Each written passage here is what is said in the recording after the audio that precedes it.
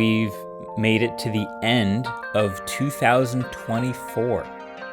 This has been the longest year of my life between making these videos and competing in Ultimate Frisbee all over the world this year, controversies, and also a huge background project that y'all don't know about yet, but will soon. But just a mini recap. January, started off the year with a bang. Apple Vision Pro came out, and I had a lot of thoughts. This is also when I got invited to try out for Team USA for Ultimate Frisbee. More on that later. Picture of the month for me is this. This is the last photo I took of my Tesla Model S daily driver being driven away by the new owner. In February, Sora got unveiled. I dribbled the 3D printed basketball for the first time. I uploaded the longest video of the year, reviewing every single Samsung Galaxy phone ever, 43 minutes and 46 seconds long. That'd be 20.7 gigs. I also reviewed the Fisker Ocean on the autofocus channel as the worst car I've ever tested, which then proceeded to blow up. I was far from the first person to say negative things about this car, but for a number of different reasons, this one hit a little different.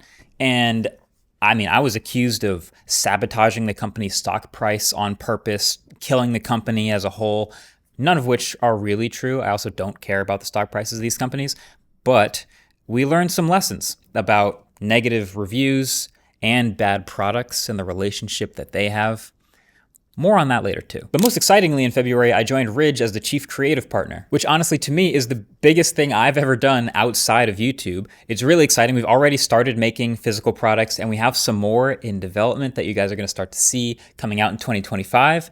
So I'm excited about that. Picture of the month for February, this headline about Apple Vision Pro. I think it's a translation error. It's supposed to say that MKBHD weighs in, but yeah. In March, small phones officially died. I reviewed the Cybertruck in probably our biggest production as a team ever. And I also got to go to Japan for the first time to play in one of the biggest Ultimate Frisbee tournaments in the world, in the shadow of Mount Fuji. I went with New York's team, one of two American teams that were there, and we won.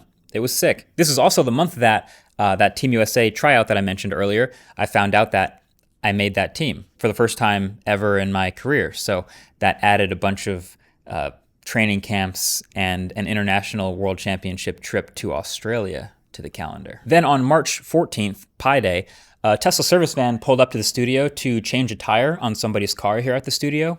And that's something that they do. Sometimes if you're in the right area of the country, they'll bring the service to you with a little truck. And so they performed the service. It was very convenient until it caught on fire. It started off as a small, not so concerning fire contained inside the van, and then quickly turned into a pretty big, full-on vehicle fire right outside our studio. This was the dashcam footage from my car, which detected an event while it was parked and automatically started recording. So yeah, the local fire department was able to put it out pretty quickly. Apparently the air compressor that they used to fill the tire had just shorted while sitting out there in the truck by itself. Thankfully, the truck was by itself and no one was hurt. Photo of the month though, obviously, it's going to be Fuji. In April, I reviewed the Humane Pin and the Rabbit R1, two standalone AI products that just clearly came up way short of their promises and still do to an extent. But this reignited the conversation about negative product reviews. No pun intended about ignited, but it felt like everyone on the internet had something to say about it this time. People weighing in on the side of consumers, also on the side of product makers. I still stand by everything I said in those reviews, but what I mostly learned was the power that these reviews actually have, which is fascinating. And to borrow from a conversation that I had earlier with Colin and Samir, that the weight of the publish button is heavy. Oh, also this was the month that we went to shoot a video in Ohio in the direct path of the total solar eclipse. Total coincidence, but also the best coincidence of my life. I've told you guys before, but my bucket list is basically to experience as many natural phenomena as possible. Blizzard, see a tornado, aurora borealis, all these fun things. And fun fact, during this month, I also had all 4 of my wisdom teeth taken out during the earthquake that happened in New Jersey. True story, not making that up. Photo of the month, shot on my iPhone 15 Pro. SpaceX launches sometimes do crazy things to the sky. In May, I gave the commencement speech to the graduates of the college I graduated from less than 10 years ago. It was surreal. I made a ChatGPT joke. It went pretty good. But mostly, I was reminded that time flies. And we also had the first Team USA training camp at a tournament in Colombia. Medellin is beautiful. The city is like kind of carved into the side of the mountain. It's amazing. We also won that tournament. It was sick. And photo of the month. Nice one. In June, the autofocus channel hit 1 million subscribers. I attempted to interview Tim Cook, but ended up just reminding him that the Magic Mouse exists. And I made one of my Grail videos, which was a behind-the-scenes video of the tech behind a PGA Tour broadcast. I've been a golfer since I was 10, so just like being up close with that stuff is the coolest thing ever. But also, there's so much tech in all of the rest of sports, so there will definitely be more of these. I also played in the Good Good Desert Open with a bunch of other golf creators. I didn't even play that great. It was super rusty, but it's literally the first time I've ever played golf in front of a serious crowd of people, and it was awesome. Photo of the month, my crude mock-up that became the thumbnail of the golf tech video. So then in July, I told the FBI story that I thought I'd never tell. We may or may not have another one, TBD. And then we had our second Team USA training camp, this time in Denver with that nice thin air. Photo of the month for me, my wristband tan starting to get a little bit crazy. Then in August, okay, all the new Pixels came out, and the Books Palma really got us rethinking handheld devices as a category. And then I took the longest break that I have ever taken from making YouTube videos, ever. But I was in Australia for 2 weeks for the World Ultimate Championships. There's 3 divisions, open, mixed, and women's. I played for the mixed team. We played against Switzerland, Australia, Argentina, Japan, Germany, Great Britain, Italy, Australia, and Canada on our way to a gold medal as part of a USA sweep. This right here is the moment that we won.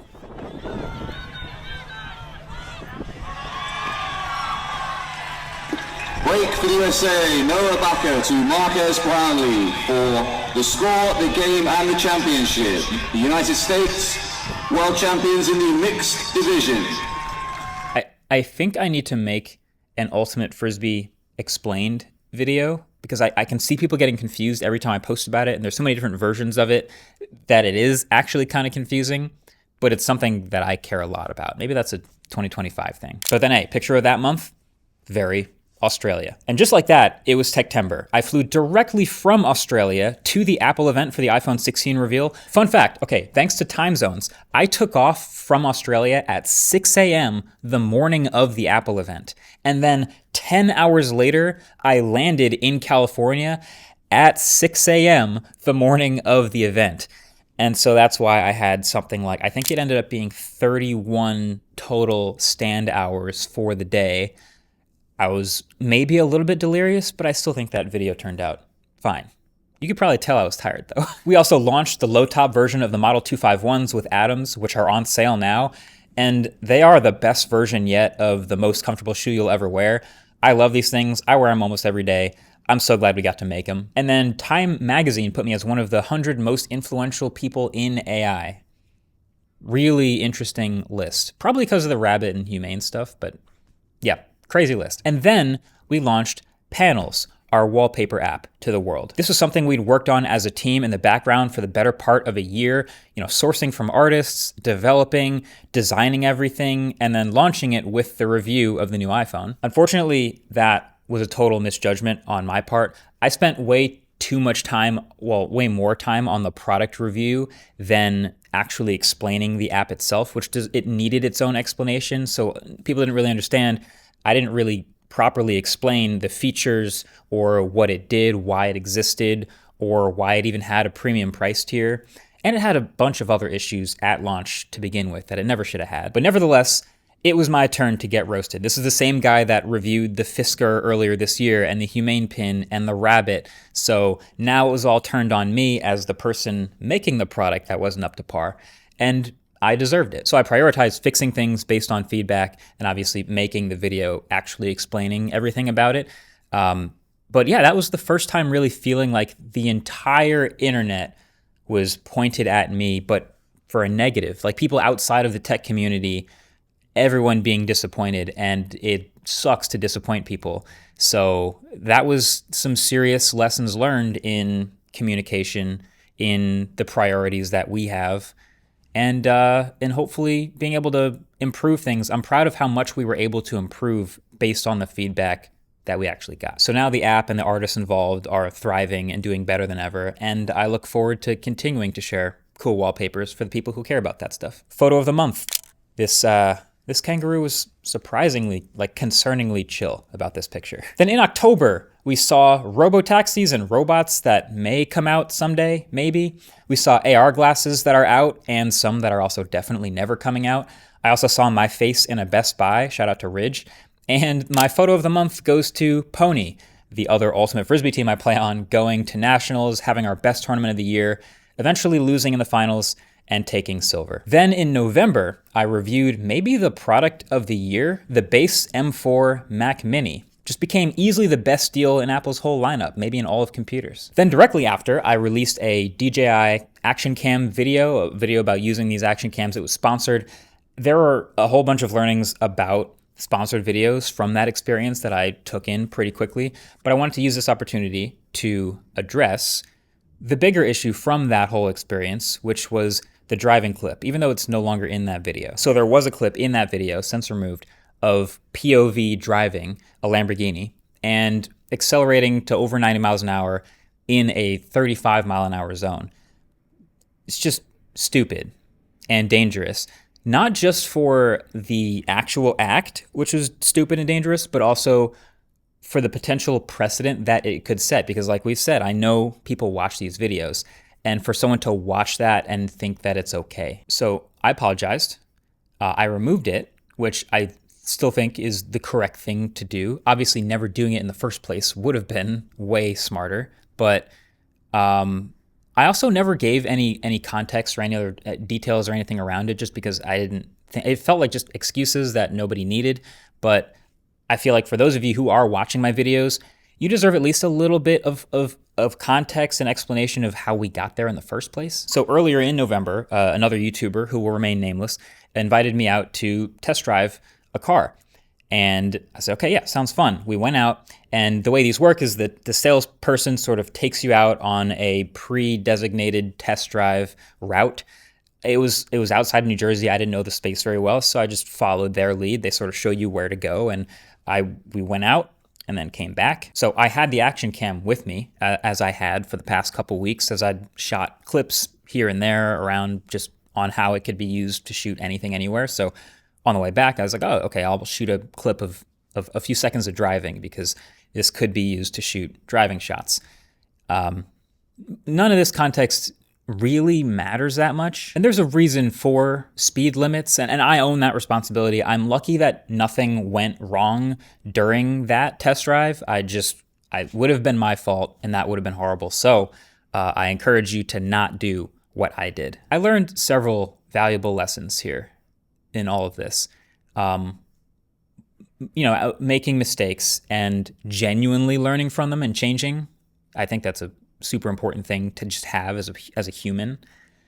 And then also as the responsibility that I have as a very visible creator, and that people look up to what I do and what we make as a team. So clearly everything deserves an extra layer of diligence. And again, that the publish button is very heavy. So picture of the month for November, my high school also has an Ultimate Frisbee team, and every year they have an alumni versus current high school team game, an annual game.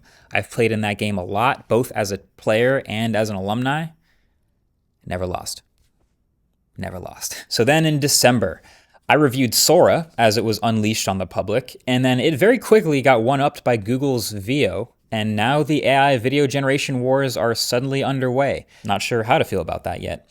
And then, of course, I gave out my 2024 smartphone awards, and about half the trophies have actually already been claimed by the companies that won them. Oh, and Bitcoin hit 100K, so